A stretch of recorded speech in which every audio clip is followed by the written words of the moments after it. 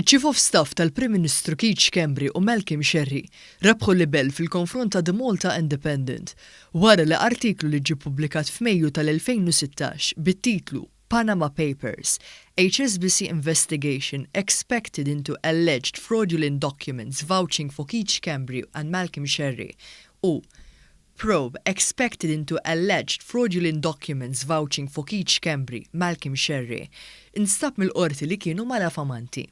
Dawn ir-rapporti kienu bbażati fuq artiklu pubblikat jumejn qabel fuq is-sit tal-blogger Daphne Caruana Galizia.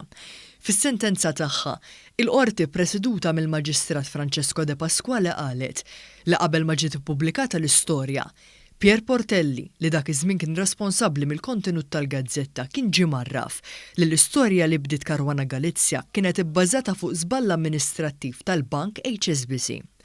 Fid-deċiżjoni tagħha, il-qorti qalet li għalkemm l-artikolist ma identifikax ruħu, Pier Portelli għamel kuntatt mal-uffiċjal tal-bank dakinhar stess li ħarġet l-istorja fuq is-sit ta' Caruana Galizia u ġie marraf bl-iżball.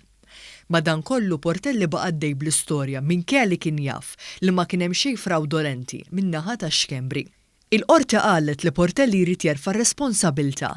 Qalet li dan kien fatta interess pubbliku kbir, iżda tħalla barra b'mod konvenjenti għaliex l-intenzjoni kienet li jtenni l-allegazzjoni li Schembri u Sherry użaw dokumentazzjoni falsa.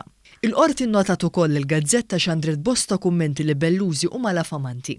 Saħqet li dritt tal-espressjoni mhux liċenzja biex tħammeċ ir-reputazzjoni ta' ħaddieħor, imbagħad tipprova tistaħba wara dan id-dritt.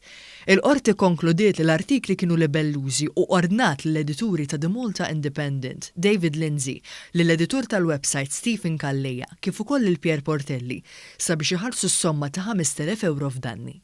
F'sentenza oħra dwar l-istess artikli, il-qorti kundannathom ħallsu 3,000 oħra lid-diretturi tal-kumpanija Nexia BT, Brian Tonna u Karl Cini.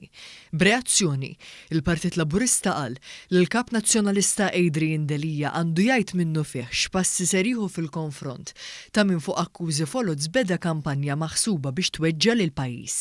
Innota li l-kap tal-medja tal-Partit Nazzjonalista reġan stabħat li xeret aħbarijiet li jaf li kienu folots bħalma seħħ fil-każ ta' Grant għalli jidher li Portelli għandu karriera ta' ċirkostanzi fejn jagħmel użu minn informazzjoni falsifikata u mhux minnha dan sabiex jilħaq l-anijiet politiċi tiegħu.